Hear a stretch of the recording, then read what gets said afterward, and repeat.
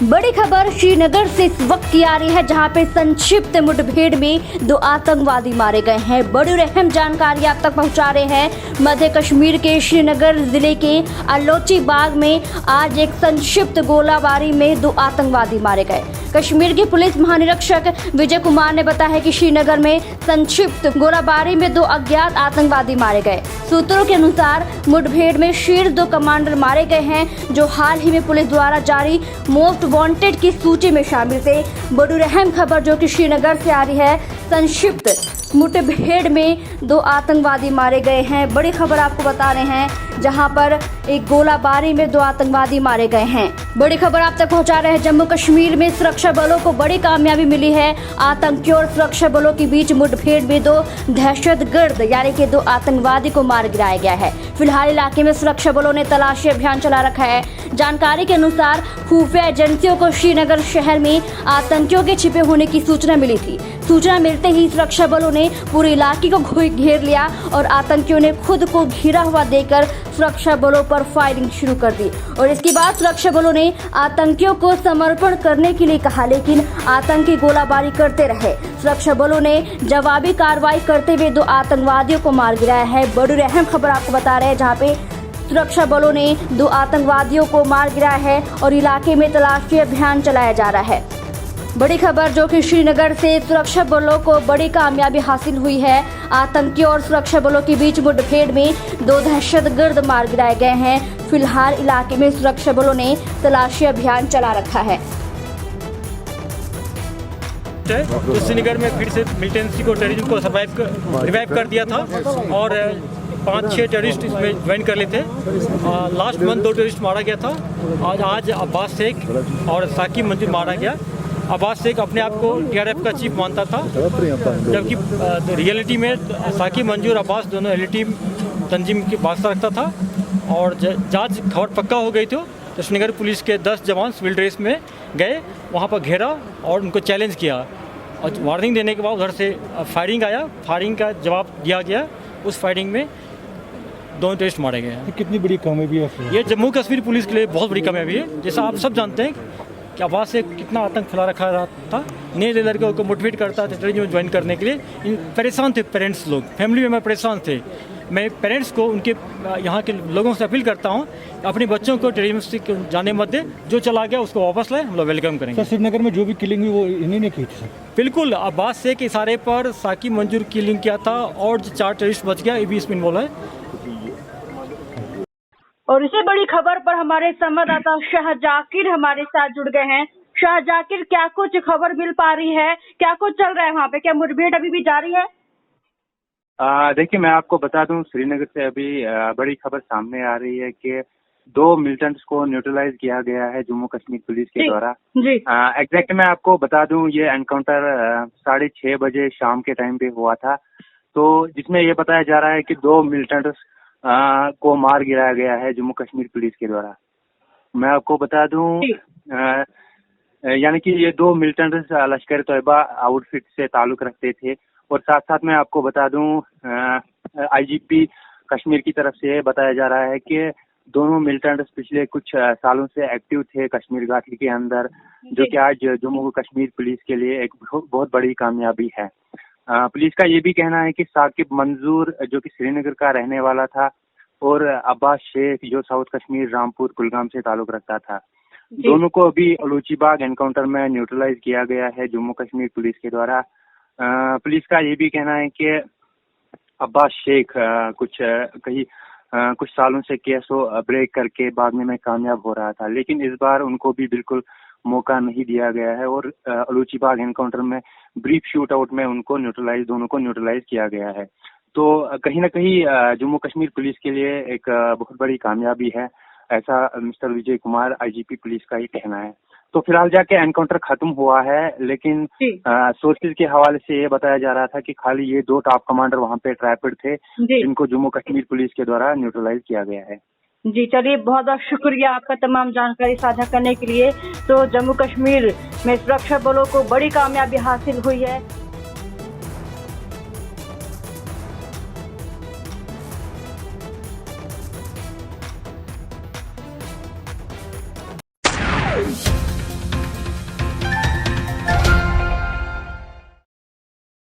बजरंग दल के कार्यकर्ताओं ने आज जम्मू में महबूबा मुफ्ती का पुतला जलाकर प्रदर्शन किया है।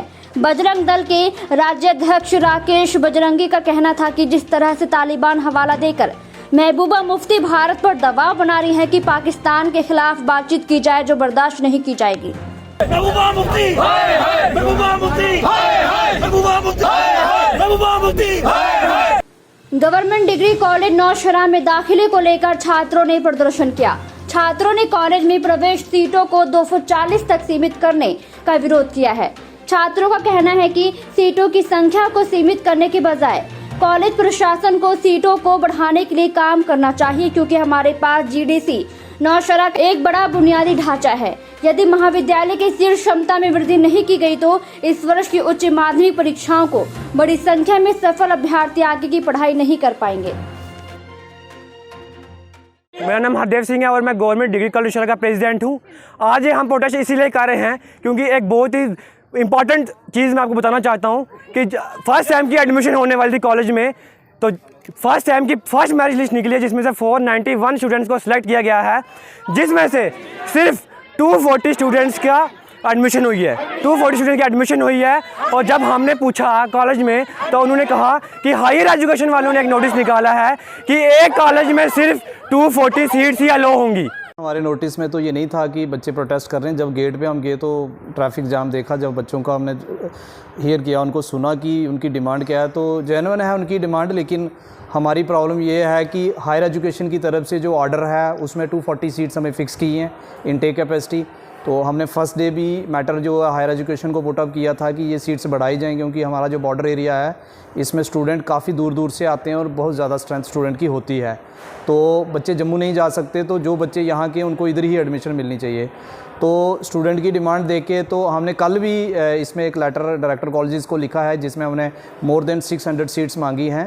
तो जब हमने बच्चों के साथ बात की तो बच्चे इस बात में कन्विंस हो गए कि हम 1-2 दिन वेट कर लेते हैं ताकि हायर एजुकेशन की तरफ से कोई ऑर्डर आ जाए, उसमें सीट्स की कोई नंबर को इंक्रीज़ किया जाए, तो जो पेंडिंग स्टूडेंट हैं उनकी भी एडमिशन हो जाए।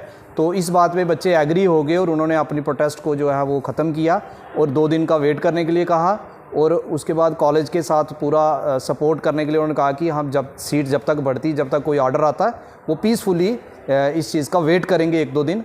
तो मैं इस बात के लिए खुश हूँ कि बच्चों ने हमारी बात जो है कॉलेज के स्टाफ की बात मानी और अपनी जो प्रोटेस्ट है उसको डिले किया कुछ दिनों के लिए, जब तक ये हायर एजुकेशन का ऑर्डर नहीं आ जाता। सांबा में सफाई कर्मचारियों ने नगर परिषद के बाहर प्रदर्शन कर रोष व्यक्त करते हुए कहा है कि उन्हें कई महीनों से वेतन नहीं मिल पाया है, जिससे उन्हें काफी मुश्किल हो रही है। उन्होंने उपराज्यपाल जी से मांग की है कि उन्हें समय पर हर महीने वेतन दिया जाए। हम क्या चाहते हैं?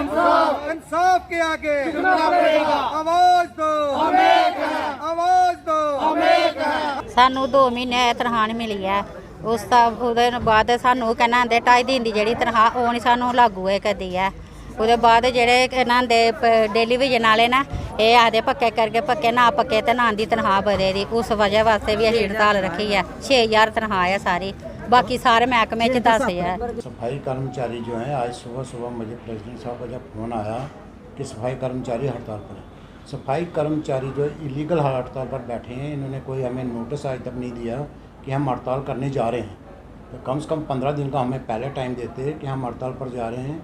हम अपने हायर अप्स को कम से कम इंटीमेट तो करते, ये नहीं कि सडनली इन्होंने सुबह आकर तो हम हड़ताल पर जा रहे हैं। तो वो जब मैं यहाँ पहुँचा मैंने इनको काफ़ी स्पेसिफाई किया कि भाई हम आपकी जो डिमांड्स हैं वो जेन्युइनली मेरे कॉम्पिटेंसी में नहीं आती हैं कौन सी। उसके बाद जो रेगुलर सफाई कर्मचारी है, अगर उन्होंने हड़ताल पर बैठना है तो जो आपके कैजुअल लेबर्स हैं वो काम पर कहाँ जाएंगे, क्योंकि उनका तो दिहाड़ी पर डे के वेजेस मिलते हैं उनको, वो काम पर करेंगे, नहीं तो उनकी दिहाड़ी काटी जाएगी। हाल ही में बनिहाल कांजीकुट के पास 4 लेन फ्लाईओवर को यातायात के लिए खोल दिया गया है। 4 लेन के इस फ्लाईओवर में एक हिस्से में कुछ दरारें आ गई हैं और सोमवार यानी कि आज सुबह इस लेन पर यातायात को रोक दिया गया। बताया गया है कि बनिहाल कांजीकुट के बीच फ्लाईओवर के एक हिस्से में दरारें आ गई और कश्मीर की ओर से जम्मू की ओर आने वाले यातायात को रोक दिया गया है। वजह है इंजीनियरिंग की कोई कमी है, तो जिसकी वजह से ये फ्लाईओवर दब गया है।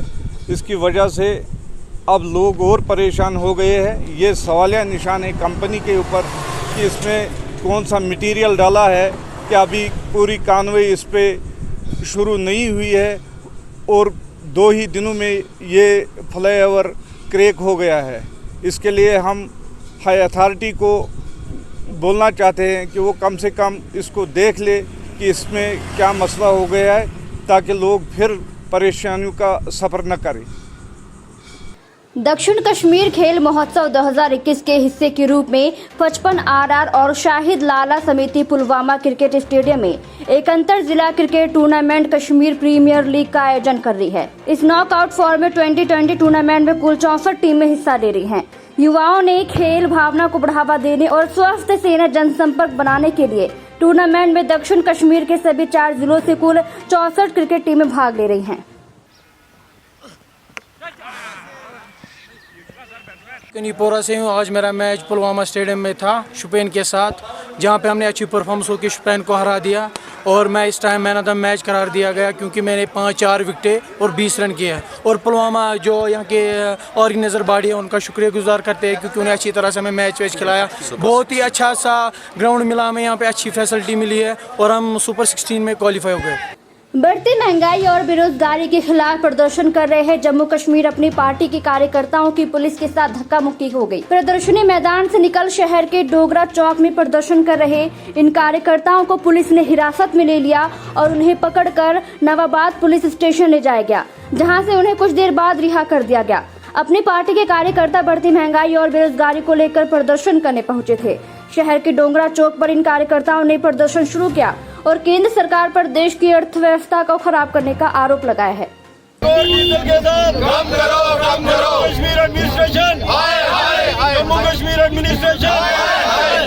आज का ये जो प्रोटेस्ट है जम्मू कश्मीर अपनी पार्टी डिस्ट्रिक्ट अर्बन द्वारा किया जा रहा है, इस प्रोटेस्ट का जो मेन उद्देश्य है वो ये है, जिस प्रकार पेट्रोल, डीजल, गैस सिलेंडर, दालों के और घर का जो क्रूड ऑयल है उसका जो कीमतें दिन ब दिन बढ़ती जा रही हैं, उसके खिलाफ जम्मू कश्मीर अपनी पार्टी आज ये प्रोटेस्ट कर रही है। हमने कहा था कि अगर ये कीमतें जल्द से जल्द कम नहीं हुई हम इसी प्रकार सड़कों पे उतरते रहेंगे। ये आज हमारा तीसरा प्रोटेस्ट है और आज का जो प्रोटेस्ट है हमारा उग्र प्रदर्शन होगा। अगर ये सरकार इसी प्रकार गरीब और मिडिल क्लास लोगों के साथ लड़ती रही और उनको तंग करती रही तो हम भी उस जनता के साथ खड़े हैं, उनके साथ कंधे से कंधा मिलाकर खड़े हैं। हम भी इस सरकार के खिलाफ इसी प्रकार प्रोटेस्ट करते रहेंगे। जम्मू में आज बीजेपी ओबीसी मोर्चा ने महबूबा मुफ्ती के खिलाफ विरोध प्रदर्शन किया और उनका पुतला जलाया गया। इस मौके पर बीजेपी के राज्य उपाध्यक्ष सुनील सेठी भी मौजूद थे। उनका कहना है कि महबूबा मुफ्ती जो तालिबान के समर्थन में बयान दे रही हैं, इससे वो अपनी खोई हुई राजनीतिक जमीन हासिल करना चाहती है और अपने फायदे के लिए वो एक बार फिर हिंदू मुस्लिम को लड़ाना चाहती है।